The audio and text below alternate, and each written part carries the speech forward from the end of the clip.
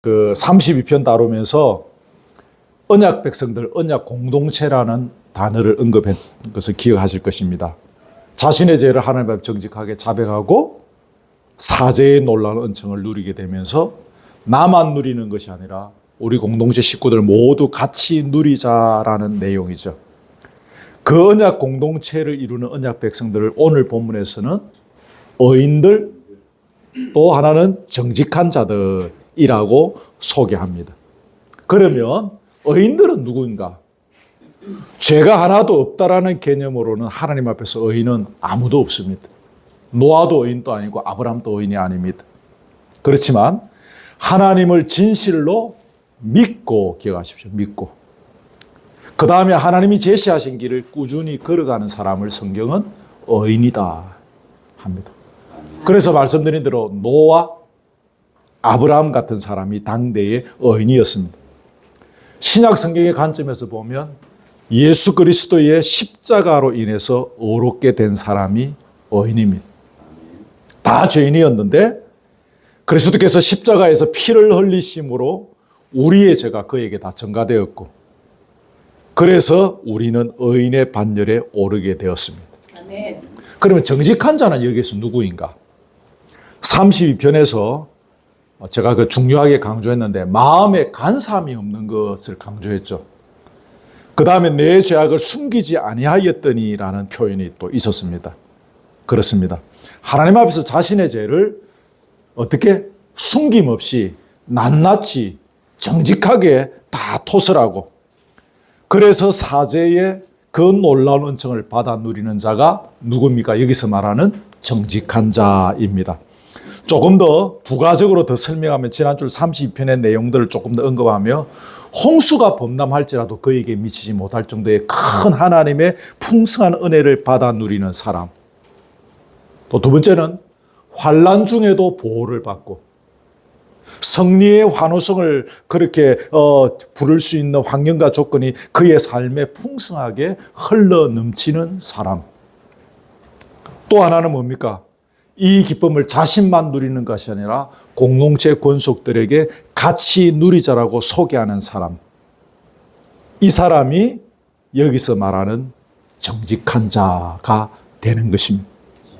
그러면 오늘 1절에서 다시 기억할 것은 이런 의인들, 이런 정직한 자들에게 주어진 특권, 마땅히 해야 할 의무가 하나 있다는 것입니다. 그게 뭡니까? 여호와를 즐거워하는 것 혹은 찬송하는 것이다라는 거죠. 여기서 여호와를 즐거워한다라는 것은 주부에 있을 것인데 하나님의 현존하심과 또 공급하심에 대해서 기뻐 소리치는 우리 인간의 반응입니다. 이게 뭡니까? 여호와를 즐거워하는 것입니다. 예를 들어서 여러분, 그 구약 성경의 실례를 나면 출애굽 사건을 들 수 있습니다. 망망한 홍해 바닷가에서 적군을 물리쳐 주시오. 구름 기둥과 불 기둥으로 갈 바를 알지 못하는 우리의 길을 열어주시고 인도해 주시오. 배고프잖아요.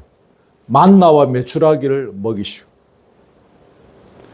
그러면서 우리를 인도해 가시는 그 하나님을 바라보면서 마음을 다해서 기뻐 외치는 것이 뭡니까? 여호와를 즐거워하는 것입니다. 모세의 노래 이런 거 여러분 아시죠? 그 다음에 또 하나 있죠. 하박국에 나온 거. 비록 무화과 나무가 무성치 못하고 포도나무에 열매가 없고 감람나무에 소출이 없고 밭에 먹을 것이 없고 우리의 양이 없고 외양간에 소가 없다 할지라도 그래도 하나님으로 말미암아서 기뻐하고 즐거워하는 것이 뭡니까? 여호와를 즐거워하는 것입니다. 또 신약 시대의 관점에서 보면 뭐라고 할 수 있겠습니까? 어둠의 권세에서 벗어나지 못하는 삶을 살고 있었던, 다르게 말하면 죽었던 나를 위해서 독생자 예수 그리스도를 이 땅에 보내주셔서 십자가에 달려 죽게 하신, 다시 말하면 당신의 모든 걸 퍼부어서 우리를 살리신 하나님을 바라보면서 마음을 다해 기뻐하고 즐거워하는 것. 이게 뭡니까? 여호와를 즐거워하는 것이다. 찬송이라는 말이 본문에 나오죠. 성경에서 찬송은 하나님을 찬양하거나 혹은 그분의 영광을 선포하는 말이나 노래를 의미하는 단어입니다. 그러니까 여러분 결국 여호와를 즐거워하는 것이 곧 찬송하는 것이죠. 표현은 다른데 같은 의미의 다른 표현들일 뿐입니다. 이게 의인들과 정직한 자들의 특권이고 의무이죠. 본문에 보면 뭐라고 되어 있습니까? 마땅히 할 바로다. 마땅히 행해야 할 이렇게 병력 의무처럼 납세의 의무처럼 마땅히 해야 될 의무이고 또 특권이 되겠습니다. 여러분 시편 15편에 보면 주의 장막에 유할 자가 누군가 그랬습니다. 주의 성산에 거할 자가 누군가 그러면서 뭐 쭈룩쭈룩 나오죠. 뭐 공의를 뭐 일삼고 마음의 진실을 말하고 정직하게 행하고 뭐 나옵니다. 시편 24편에 보면 여호와의 산에 오를 자 누구냐? 그 거룩한 곳에 설 자가 누구냐? 이렇게 이야기하면서 뭐 손이 깨끗하고 마음이 청결하고 헛단한 데 뜻을 두지 아니하고 거짓 맹세하지 아니하고 뭐 이런 것 쭉 나오죠. 여러분 시편의 전통에 따르면 오직 이런 자들, 소개하는 이런 자들만이 거룩한 경내에 들어가서 하나님 앞에 설 수 있는 자격이 있었습니다. 물론 그렇다고 해서 이분들이 도덕적으로 완전한 자들을 의미하는 건 아닙니다. 그렇다면 아무도 거기 못 들어갔을 거예요.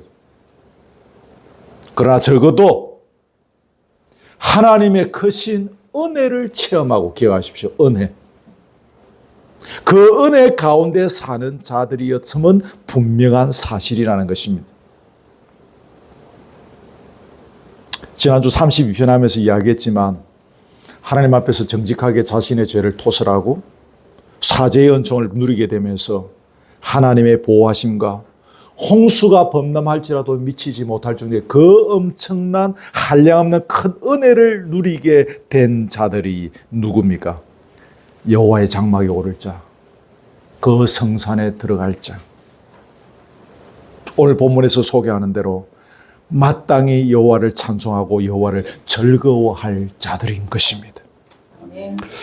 그 제가 깔뱅이의 이야기를 거기 적어 놨죠. 그거는 다운표에 있는 부분만 같이 한번 읽읍시다. 시작. 하나님의 선하심을 맛보지 못한 불신자들은 결코 마음으로 주를 찬양할 수 없으며 또한 하나님께서도 불신자들의 경건스러운 입으로 당신의 이름을 부르는 걸 기뻐하지 않으신다. 참 그 멋진 말을 적어 놓으신 것 같아서 제가 다시 옮겼습니다. 그렇습니다, 여러분. 여호와를 즐거워하는 이 찬송은 정직한 의인들에게만 어울리는 것입니다. 아무나 부를 수 있는 게 아니라는 거죠. 아무나 부를 수 있는. 이걸 다르게 표현하면 예수 그리스도의 보배로운 피로 인해서 무거운 죄의 문제를 해결함 받은 저와 여러분만이 할 수 있는 행위인 것입니다. 이사야 43장에 보면 이 백성은 내가 나를 위하여 지었나니 내 찬송을 나를 찬송하게 하려 함이라 그랬지 않습니까? 내가 지었습니다. 뭐 하려고? 나에게 찬송하게 하려고. 그러니 예수 그리스도의 십자가의 은혜로 의인이 된 자들이 이 찬송하는 것입니다. 여호와를 즐거워하는 것입니다. 그러니 우리에게 가장 어울리는 행위가 무엇입니까? 여호와를 즐거워하고 그를 찬송하는 것입니다. 이사야 43장 21절을 다시 더 언급합니다. 이 백성은 내가 나를 위하여 지었나니 나를 찬송하게 하려 합니다. 그러니 우리에게 가장 어울리는 것이 뭡니까? 찬송하는 것입니다. 여호와를 혹은 즐거워하는 것입니다. 신구약 성경 쭉 읽어보면 굴다란 뼈대 중에 하나가 뭡니까? 여호와를 즐거워하고 기뻐하고 찬송하는 것입니다. 사도 바울이 강조한 것이 하늘의 평안, 감사, 기쁨 뭐 이런 거지 않습니까? 이게 다 같은 맥락의 다른 표현들이죠. 여호와를 즐거워하고 그를 찬송하게 되어지는 것이 결국 뭡니까? 감사고 기쁨이고 하늘의 평안이죠. 자, 2절로 넘어갑니다. 같이 읽읍시다. 시작. 수금으로 여호와께 감사하고 10줄 비파로 찬송할지어다. 수금과 비파로 찬양하라 말이 나오는데 그 하나님의 그 올려드리는 찬양이 사람의 목소리뿐만 아니라 악기도 동원하라는 거지. 이 시간에 뭐 악기에 대해서 다 이렇게 뭐 상세히 설명할 시간적 여유는 없는데 이 수금은 매우 밝은 음색을 내는 그런 현악기라고 합니다. 그 잔치, 축제 혹은 하나님을 찬양할 때 많이 사용하는 악기였다고 하는데 근데 이 수금은 비파와 항상 같이 연주를 했다고 해요. 비파와 수금을 타며 여호와를 찬양했다. 혹은 수금과 비파로 여호와께 찬양했다. 구약 성경에 보면 이제 이런 구절들이 들어 나오죠. 비파는 수금보다 조금 더 큰 현악기였다고 합니다. 하프 아시죠? 하프. 요즘 하프. 하프처럼 바닥에 세워두고 현을 튕기면서 떠들면서 그렇게 하는 연주하는 형태였다고 하는데 현의 수가 10줄에서 12줄. 그러니까 오늘 본문에 봅니까? 10줄 비파라 그랬죠. 10줄. 아까 처음에 말씀드린 수금은 현이 7줄이라고 합니다. 그러니까 미루어 그냥 이거는 음악을 잘 모르는 제가 짐작해 보면 수금은 높고 청명한 소리를 내고 비파는 낮고 깊고 풍부한 그런 소리를 내면서 서로 화음을 이루었을 것이라 짐작이 됩니다. 요즘으로 치면 바이올린하고 첼로 혹은 소프라노와 알토 뭐 그렇게 서로 화음을 이루는 그런 모습이었지 않겠나 싶습니다. 그 외에 뭐 소고, 재금, 퉁소, 나팔, 뭐 피리 뭐 이런 악기들이 팔레스타인 지역에서 보편적으로 사용되었다고 합니다. 그 중에 가장 대표적인 악기가 뭡니까? 수금과 비파와 수금이었다고 합니다. 그러니까 여러분 제가 2절을 공부하면서 재미있었던 것은 2절에 보면 감사하고 찬송하고 나오죠. 감사, 찬송. 이 두 단어의 원래 의미가 손을 사용하다라는 것입니다. 혹은 손을 펴서 예배하다. 혹은 손가락으로 줄 따위를 튕기다. 이런 뜻이라는 것입니다. 이 단어의 원래 뜻이. 여러분 이게 시사해 주는 게 뭡니까? 우리 인생의 구원자이시며 공급자이신 하나님을 찬양할 때 온 몸으로 찬양하라는 것입니다. 목소리로만 하지 말고 손으로 할 수 있는 것도 동원하라는 것입니다. 우리 박수심 선생.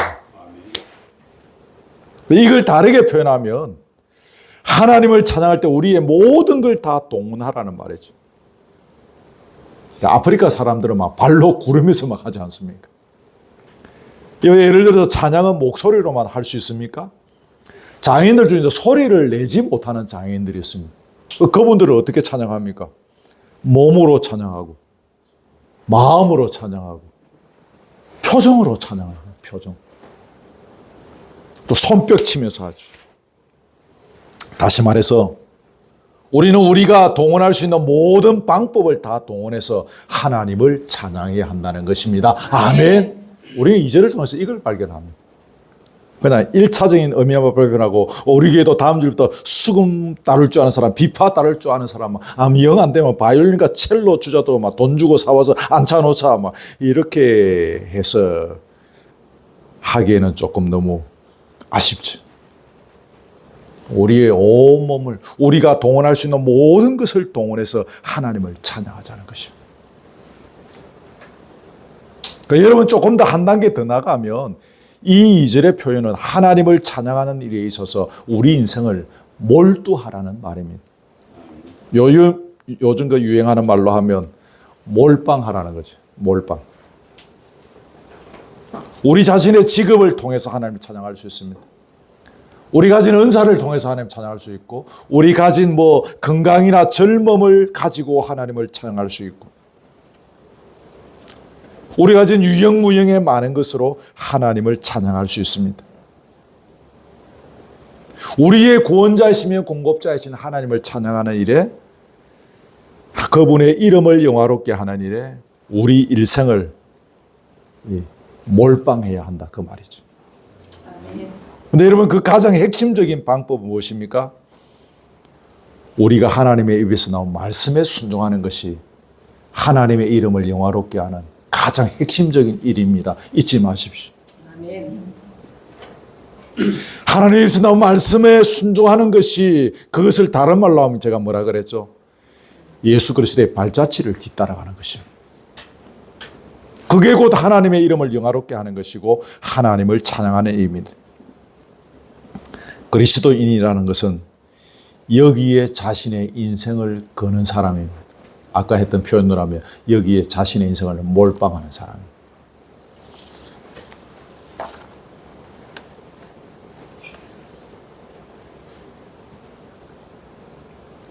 오늘 혼자 찬양 준비하려고 그 유튜브 틀어서 찬양 제가 여러 번 들었습니다. 근데 그 화면이 나오지 않습니다. 젊은 아이들이 막 미친 듯이 박수치고 막 그냥 신들린 듯이 노래하고 은혜롭죠. 근데 그걸로 끝나면 아니 되는 것입니다. 내 인생을 통하여 내 삶의 모든 것을 가지고 하나님을 찬양하는 것, 예수 그리스도의 발자취를 걸어가는 것입니다. 이것이 하나님의 이름을 영화롭게 하는 것입니다. 우리가 잊지 말아야 합니다. 3절로 넘어갑시다. 같이 읽습니다. 시작. 새 노래로 그를 노래하며 즐거운 소리로 아름답게 연주할지어다. 여기도 하나 기억할 것은, 여기 새 노래에 새 노래, 이 새롭다라는 이 말, 이 말이 이전과 뭐 좀 다른 노래다 는 뜻이 아닙니다. 500번까지 했으니까 501번 또 나가자 해서 501번 새 노래, 그런 의미의 새 노래가 아니라는 것입니다. 전적으로 새로운이라는 뜻을 갖고 있습니다. 무슨 말인가 하면 이전에 전혀 들어보지 못했던 새로운 곡조의 노래, 그거 아니고 특별한 행사를 위하여 새로 작곡된 노래, 그거 아니고 88 올림픽 때 뭐 새로 작곡해서 뭐 그 노래 있었지 않습니까? 뭐 그거 아니고, 자, 기억하십시오. 노래하는 자가, 찬양하는 자가 새로운 마음으로, 그 새로운 마음의 바탕에서 감격과 기쁨으로 부르라는 것입니다. 기억하십시오. 꼭 기억하십시오. 시편에 등장하는 새 노래들은 주로 그 특징이 주제가 두 개 있는데 하나님의 창조와 구속입니다. 이 두 가지 주제를 가지고 시편의 새 노래들은 하나님의 승리, 하나님의 왕권, 이걸 노래하는 것이죠. 근데 여러분, 하나님의 창조와 구속, 하나님의 승리와 왕권을 하나님의 백성들이 묵상할 때마다 늘 새로운 감동과 희열, 영감이 흘러넘치게 되는 것입니다. 여러분, 그렇지 않습니까? 하나님께서 우주 만물을 창조하셨습니다. 그래서 우주 만물의 주인이십니다. 그러면서 한치의 오차도 없이 우리의 인생을 섭리하시고 간섭하십니다. 당신의 뜻대로 다스리시라는 분이라는 것입니다. 이것을 우리가 묵상합니다. 예수 그리스도께서 이 땅에 오셔서 어둠의 권세를 물리치시고 죽음의 권세를 이기시고, 그래서 우리가 왕같은 제사장으로 살아가면서 하나님의 나라를 누리며 살게 되었습니다. 그분이 다시 오시는 그날에 온전한 하나님의 나라에서 우리는 영원히 살게 될 것입니다. 그 사실을 묵상할 때 우리는 늘 새로운 감동에 사무치게 되는 것입니다. 이 새로운 감동이 아침마다 새롭게 경험되어지는 것이 누구? 그리스도인의 삶이고, 오늘 본문에서 말하는 의인, 정직한 자의 삶이라는 것입니다. 아까 다르게 표현하면 은혜 받은 자의 삶인 것입니다.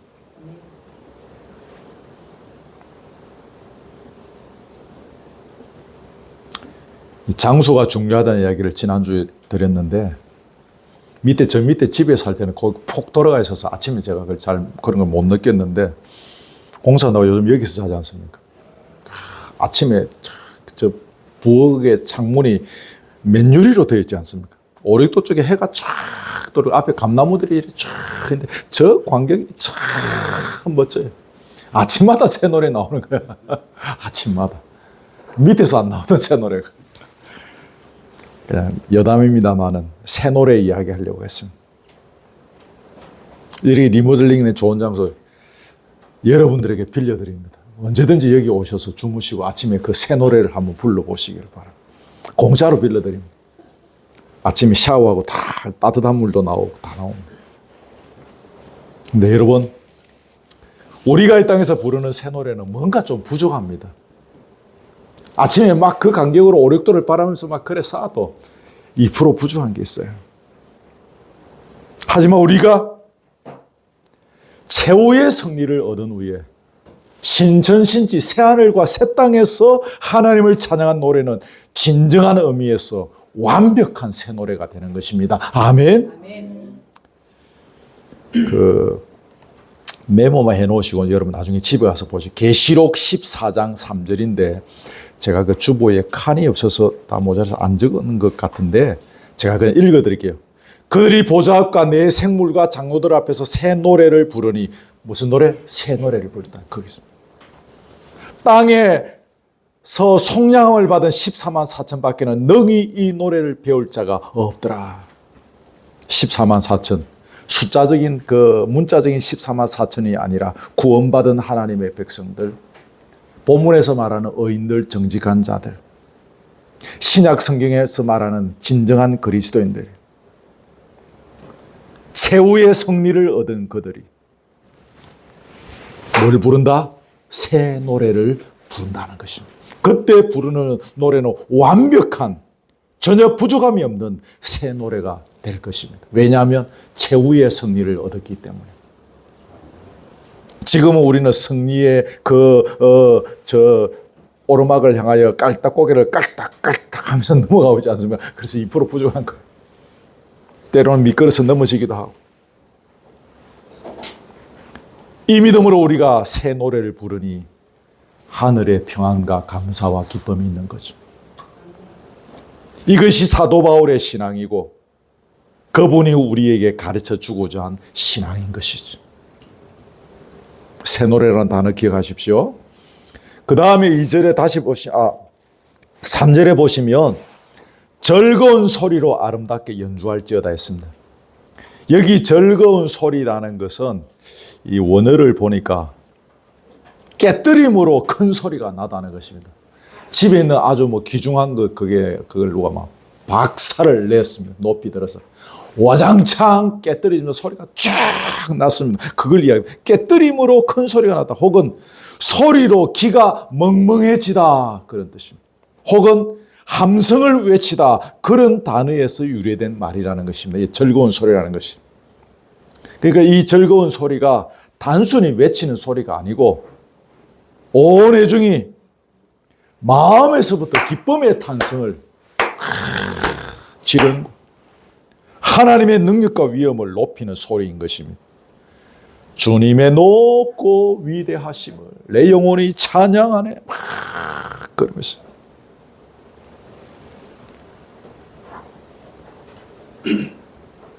예전에 거장 산골에서 사역할 때 부산에서 친하게 되는 집사님 몇 분이 이제 연말 연시 때 오셨어요.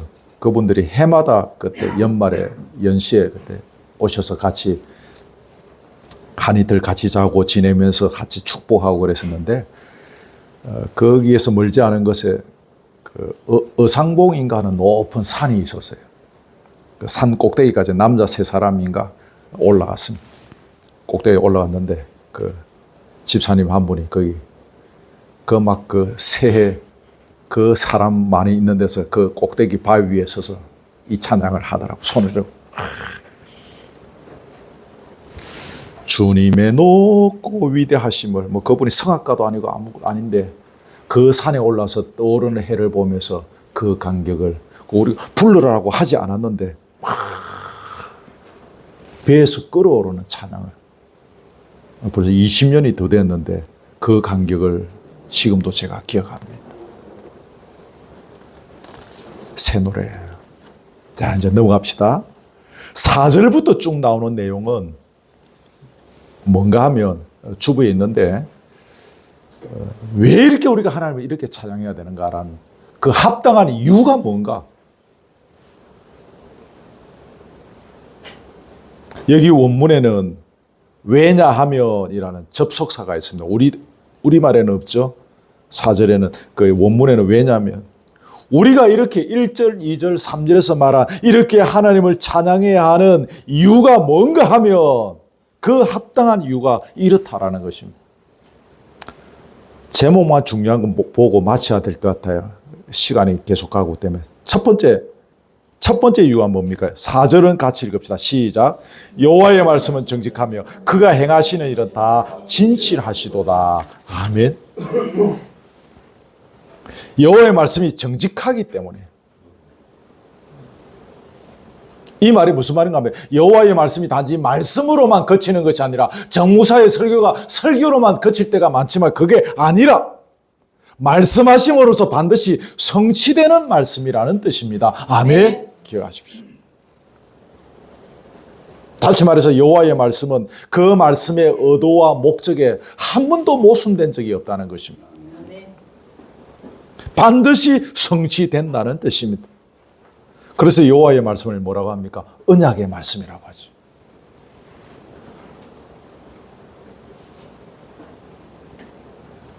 가장 기본적인 성경의 진리지만 창세기에서 이미 성경은 예수 그리스도께서 오실 것을 예언하셨고 선지자의 글들을 통해서 메시아가 오셔서 이 땅을 새롭게 하실 것을 말씀하셨고 그 약속의 말씀대로 예수님은 유대 베들레헴 땅에서 오셨어. 죽음의 권세를 이기시고 부활하셨고 또 아버지의 때에 세상의 마지막 심판자로 오셔서 이 세상을 또 그렇게 심판하실 것입니다. 그리고 우리에게는 신천신지를 선물해 주실 것입니다. 그래서 우리는 뭡니까? 이렇게 온몸으로 내 인생을 걸고 아침마다 새롭게 그 벅찬 간격으로 아름다운 소리로 여호와를 찬양해야 한다는 것입니다. 네. 그가 행하시는 일은 다 뭐하다고요? 진실하시다 그랬죠. 하나님의 말씀은 정직하여 그가 하시는 모든 일들이 진실한 것으로 판명되었다. 그 말입니다. 여기 진실하다는 것이 행위에 있어서 전혀 결점이 없이 모든 일을 완벽하게 수행했다는 것입니다. 이제 원어의 의미들을 조금 이렇게 가미해서 설명하면 그렇습니다. 하나님께서 만드신 것 중에 불량품이 없다라는 말이 있죠. 불량품은 없습니다. 그분의 작품은 믿음직하고 견고합니다. 따라서 하나님께서 하시는 모든 것을 우리는 믿을 수 있습니다. 이걸 다른 말로 합니까? 신뢰할 수 있는 것입니다. 신뢰하면 그 다음에 뭐가 따라옵니까? 우리는 기다리는 것입니다. 하나님의 약속의 말씀이 성취될 날을 기다리는 것입니다. 그래서 우리는 주님의 때를 기다리는 거죠. 주님의 방법과 주님의 능력과 주님의 스케일로 행하실 주님의 때를 기다리는 것입니다. 여러분, 성경적인 이런 관점에서 하나님의 말씀이 성취되어지는 것도 참으로 중요한데 저와 여러분의 개인의 삶을 통해서 이 약속의 말씀이 성취되어지는 것을 경험하는 것, 이게 저는 굉장히 중요하다고 생각합니다. 그 약속의 말씀이 이렇게 나의 인생을 통하여 성취가 되는구나. 그걸 우리가 믿음의 길을 걸어가면서 경험하는 것이죠. 이러면서 우리의 믿음이 한 학년 이렇게 진급하게 되어지는 것 같습니다.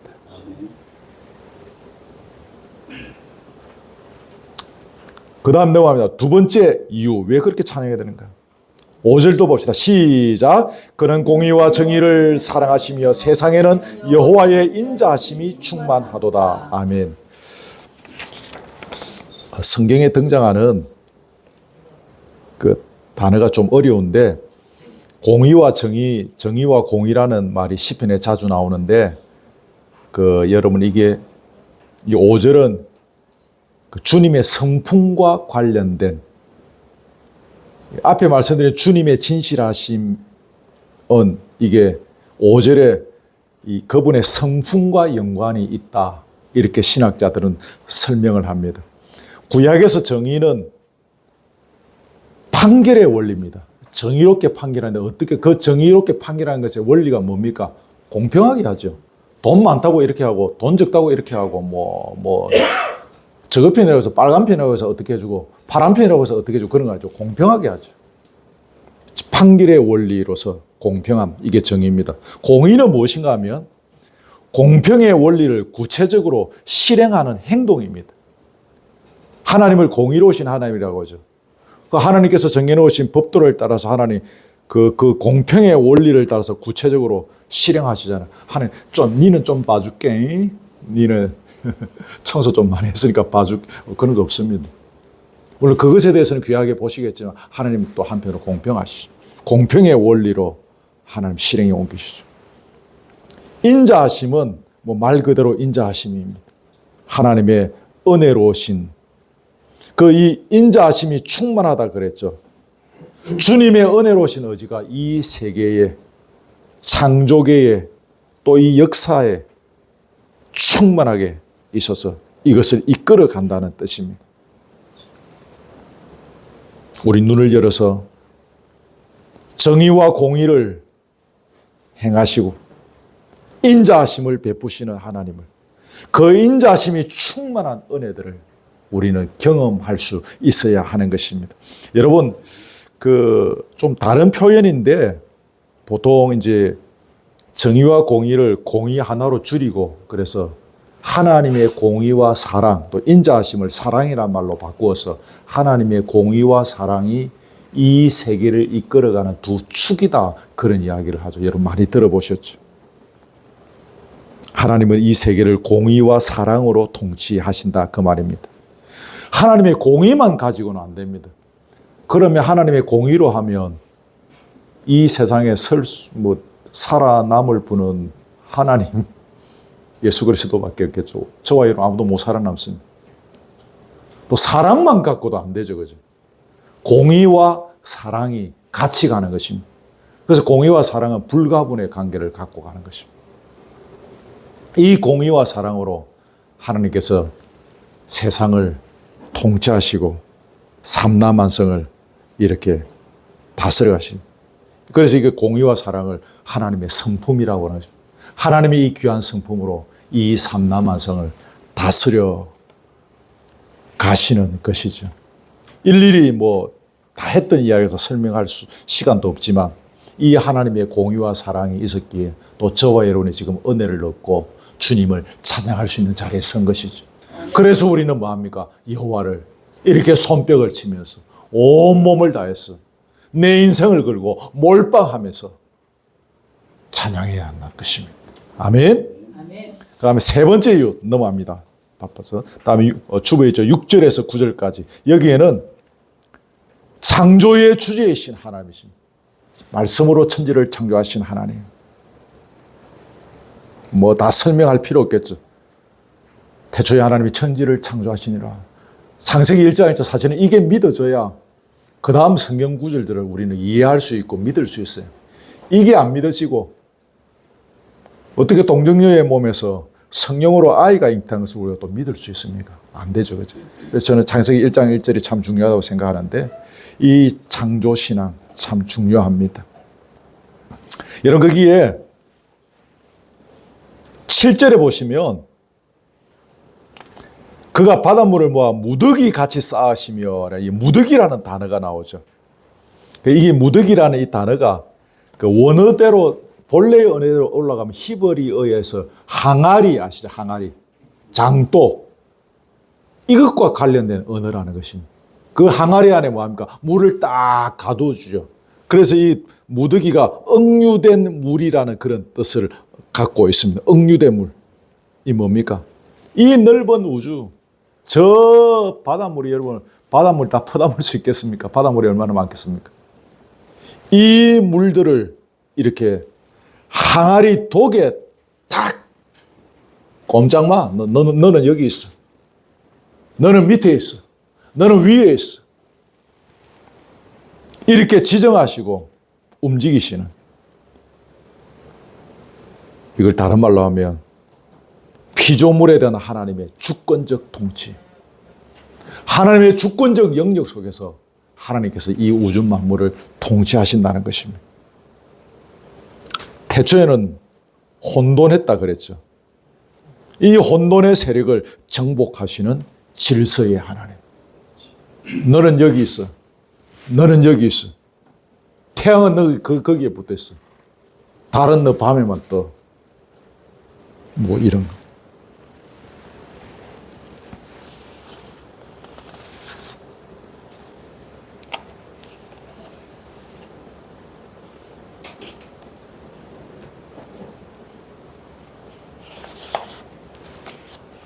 넘어가겠습니다. 네 번째 이유는 뭐죠? 역사의 주제이시기 때문에. 역사를 이끌어 가시고 역사를 만들어 가신. 그게 결국 역사의 주제자시라는 게 뭡니까? 아까 조금 전에 언급한 것인데 하나님의 주권적 통치. 하나님께서 주권을 가지고 통치하시는 거예요. 지난주인가 말씀드렸죠. 그 제국들이 쭉 있었지만 그 제국의 역사는 결국 무엇입니까? 자기들이 잘나서 한 것 같지만 하나님께서 움직여 가시는. 아수르가 그렇게 강해도 뭡니까? 아수르는 단지 유대를 치기 위한 하나님의 몽둥이로 사용되는 것밖에 안 되는 것입니다. 아수르 제국도 하나님의 손바닥 위에 있다는 사실이죠.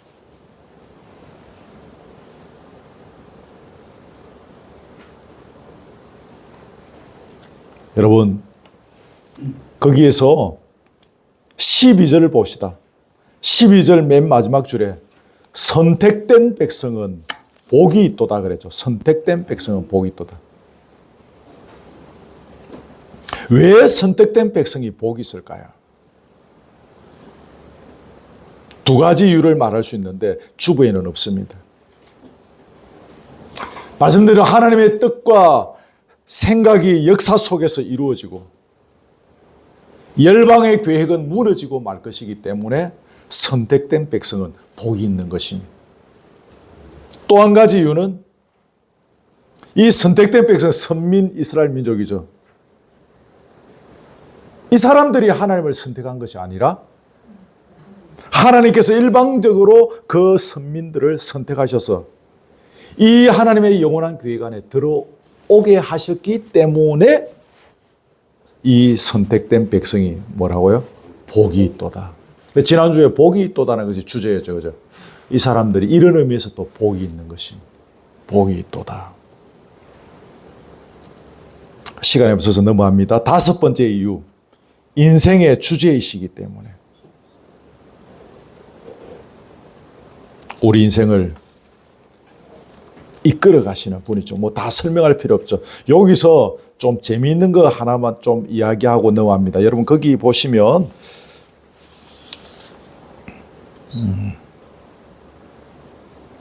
13절에 여호와께서 하늘에서 굽어 보사라고 있죠. 그죠?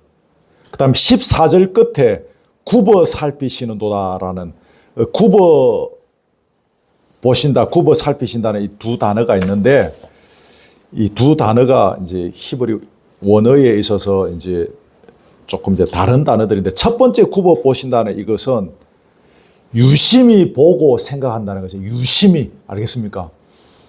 우리 서집사님을 유심히 바라보고 생각한다는 것이에요. 누가? 하나님께서. 우리 마음대로 사는 것 같아도요. 하나님께서 유심히 공집사님을 바라보시고 생각하십니다.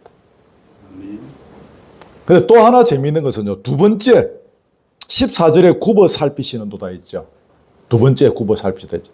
이것은 애인을 응시하다라는 단어입니다. 애인을 응시하다. 이게 이 단어가 어디에 사용되는가 하면 그 아가서 2장 9절인데 제가 찾아봐서 보니까 내 사랑하는 자가 벽 뒤에 서서 창으로, 창문하죠. 창으로 이렇게 들여다보면서 창살 틈으로 엿보고 있구나. 아가서 2장 찾아보시면 그렇습니다. 여기에 사용되어지는 단어입니다. 굽어 살피다. 춘향이하고 이도령 기억하시죠? 이도령 담 넘어서 춘향이 막 그 그네 타는 거 막 보고 싶어가지고. 내 사랑하는 자가 그 애인을 응시하다라는 말 했죠. 그렇게 사모하는 자를 우리 머시마들이 막 여학생들 옛날에 짝사랑하고 그럴 때 그 위에 2층에 막 그 돌에다가 편지 달아서 막 창문에 던지고 뭐 그런 거는 뭐 비교도 안 될 정도. 그 얼마나 애절합니까, 여러분? 아가서 이 표현이. 내 사랑하는 자가 벽 뒤에 서서 창문으로 들여다보고 창살 사이의 틈으로 나를 쳐다보고 있다. 그 헌모의 정을 가지고. 여러분, 하나님께서 이렇게 선택된 당신의 백성들을, 우리를 이렇게 굽어 살피신다는 것입니다. 아멘. 아멘. 우리 한 사람 한 사람. 그래서 우리가 여호와를 이렇게 찬양하는 것입니다.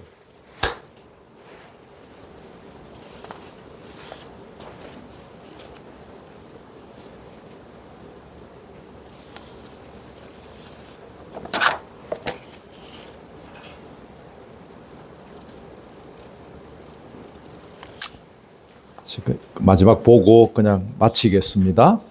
그 20절부터 이제 쭉 이제 여기는 뭐 꼭 결론이라기보다는 이제 마지막으로 정리되어지는 이제 이게 뭔가 하면 하나님을 바라보는 것입니다. 20절에 보시면 우리 영혼이 여호와를 바라며라 했죠. 여호와를 바라보는 것입니다. 하나님의 도우심과 이 보호의 필요성을 인정하면서 여호와를 바라보는 것입니다. 이걸 다른 말로 하면 뭡니까? 믿음인데 믿음은 기다리는 것입니다. 인내함으로 기다리는 것입니다. 이렇게 여호와를 노래하고 찬양하면서 하나님의 때가 있음을 알고 그 때를 바라보면서 믿음으로 인내하며 기다린다는 것입니다. 누가? 의인들이, 정직한 자들이. 말씀했습니다. 오늘 33편은 32절의 말씀하고 32편의 말씀하고 좀 연결되어지는 것 같아서 오늘 함께 조금 길지만 다루었습니다. 찬송해야 된다. 여호와를 즐거워해야 된다. 여기에 주제가 있고 왜 해야 되는가? 시간이 없어서 다 설명하지 못했지만 요 몇 가지 이유들만 가지고도 여러분이 조금 더 성경을 다시 읽으면서 조금 묵상해 보시면 아마 여러분의 묵상으로 여기 많은 프리노트를 할 수 있을 것입니다. 여기 한번 적어 보십시오. 왜 이 이유에 이유에 빗대어서 나는 어떻게 내가 왜 하나님을 찬양할 수밖에 없는가? 이렇게 적어 보시면 머릿속에 생각하시는 것보다는 적어 보시면 이게 구체적으로 이게 이제 내 것이 되어지죠. 한 주 숙제를 드립니다.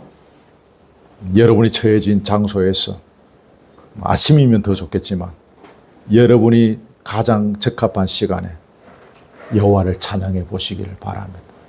더욱 중요한 것은 손으로 입으로 노래하는 것도 중요하지만 내가 가진 모든 내 전인격을 통해서 내 인생을 통해서 여호와의 이름을 영화롭게 하는 것이 뭔가?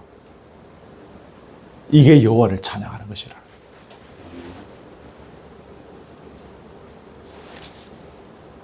수백만 원 주고 막 그런 유명한 지휘자를 부르고 막 온갖 현란한 그런 관악단을 갖추어서 찬양대를 막 조직한 이것이 여호와를 찬양한 것이 아니라, 물론 그렇게 하는 것도 뭐 나쁜 것은 아니집니다만은 정말 중요한 것은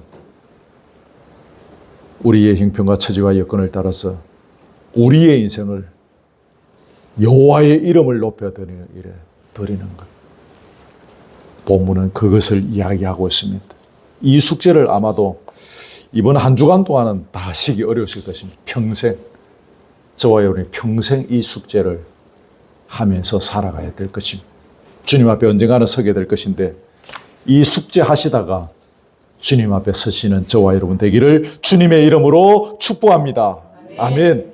찬송합니다. 아까 소개했던 건데 주 하나님 지으신 모든 세계 우리 찬송가 79장입니다.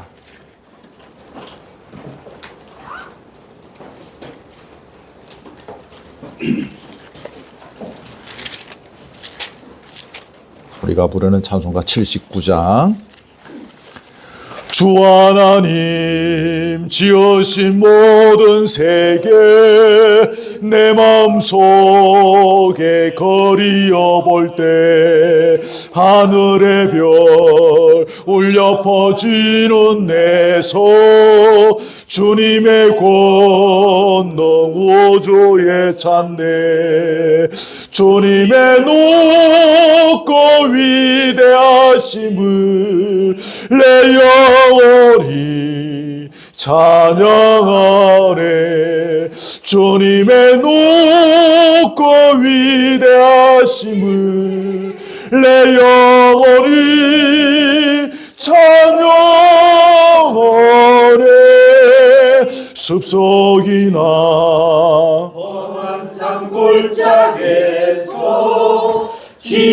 기는 저 새소리들과 묘하게 흐르는 시냇물이 주님의 솜씨 노래하도다 주님의 높고 위대하심을 내 영원히 찬양하네 주님의 높고 위대하심을 내 영원히 찬양하네 4절입니다. 내 주 예수 세상에 다시 올 때 저 천국으로 날 인도하리 나 겸손히 엎드려 경배하며 영원히 주를 찬양하리라 주님의 높고 위대하심을 내 영원히 찬양하네 주님의 높고 위대하심을 내 영원히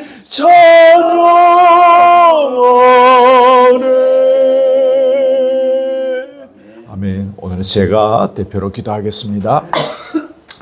거룩하신 아버지 하나님, 오늘 시편 33편의 말씀을 또 듣게 하시고 우리의 인격을 다하여 우리의 인생을 다하여 여호와를 찬양하고 여호와의 이름을 영화롭게 하며 여호와를 즐거워하는 일에 몰두하라 말씀하셨습니다. 늘 아침마다 이 감격과 감동이 새로움으로 북받쳐 오르는 그런 노래를 부르라고 말씀하고 계십니다. 주여 우리의 눈을 열기를 원합니다. 주여 우리의 닫혔던 귀가 열리기를 원합니다. 우리의 가슴이 뻥 뚫리기를 원합니다. 저 아침에 찬란하게 떠오르는 햇살처럼 우리의 시야가 주님이 부시니 놀라운 은혜 우주 만물의 창조주시며 우리의 인생을 다스리시며 한 지어도 없이 우리의 인생을 이끌어 가시며 독생자 예수 그리스도를 보내주셨어. 어둠의 권세에서 우리를 살리신 이 여호와 하나님의 은혜를 날마다 새로운 간격으로 새로운 은혜로 느끼며 바라보며 여호와를 찬양하기를 원합니다. 아멘. 주여 우리의 심령에 역사하여 주시옵소서. 아멘. 주여 우리의 아둔한 눈을 열어 주시옵소서. 아멘. 진실로 주님을 찬양하는 은혜가 있게 하옵소서. 아멘. 진실로 여호와의 이름 앞에 우리의 인생을 거는 역사들이 있게 하여 주옵시고 주여 우리의 시야가 욥이 보았던 것처럼 귀로만 듣던 하나님 이제는 눈으로 배웠는다 하였으니 주여 우리의 눈으로 오늘 이 시편 기자가 소개한 것처럼 여호와를 찬양할 수밖에 없는 새 노래로 박수를 치면서 비파와 수금으로 찬양할 수밖에 없는, 큰 소리로 독을 깨듯이 외쳐서 부를 수밖에 없는 이유들을 발견케 하여 주시옵소서. 수많은 이유들을 우리에게 주셨지만 우리가 그 이유들을 찾아내지 못하였으면, 그 이유들을 우리의 눈으로 보게 하셨지만 우리가 외면할 때도 있었습니다. 주여, 아둔치 않게 하시고 주시는 계시의 말씀과 상황들 앞에서 게으르지 않게 하여 주셔서 보아야 할 것을 보고 들어야 할 것을 들으며 온몸으로 느껴야 할 것을 느끼게 해 주셔서 진실로 여호와 하나님의 이름을 찬양하는 예수 그리스도의 발자취를 묵묵히 걸어가며 주님의 때를 기다릴 수 있는 믿음들을 허락해 주시옵소서. 아멘. 오늘 말씀 주셨습니다. 우리 각자의 믿음의 분량이 다 다르고 우리의 생각이 다르고 우리의 삶의 형편과 여건이 다 다르오니 주여, 이 시간에 엎드리는 교우들 한 영혼 한 영혼 만져주셔서 각자의 형편과 처지와 상황 속에서 오늘의 말씀들이 잘 적용되어집니다. 구체적으로 어떻게 내 삶의 현장을 통하여 여호와의 이름을 찬양할 것인지를 발견하는 지혜를 더하여 주시옵소서. 아멘. 귀한 예물을 주님 앞에 드려오니 이 예물도 받으시고 하나님의 장부에 기록하여 주시옵시며 주의 나라와 교회의 영광을 위하여 잘 사용되어질 수 있도록 그때그때마다 은혜의 손길로 함께해 주옵소서. 출타 중에 있는 우리 장로님 내외를 기억하시고 또 은혜 가운데 잘 일들을 마치고 무사히 또 귀가할 수 있도록 끝까지 그 시간들 속에 함께해 주시옵소서.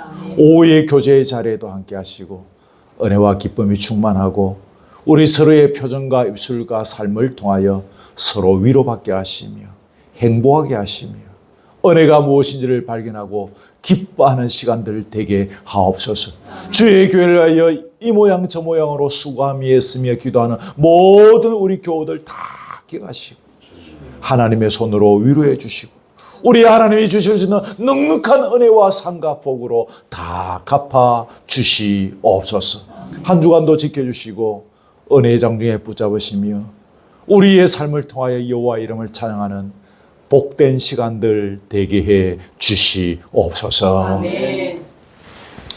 예수 그리스도의 은혜와 하나님의 사랑과 성령의 교통하심이 주님이 없는 그날까지 내 온몸으로 여호와의 이름을 찬양하기를 원하는 사랑 우리 교우들 머리 위에 지금부터 영원토록 함께 있을지어다. 아멘. 할렐루야. 우리 아버지.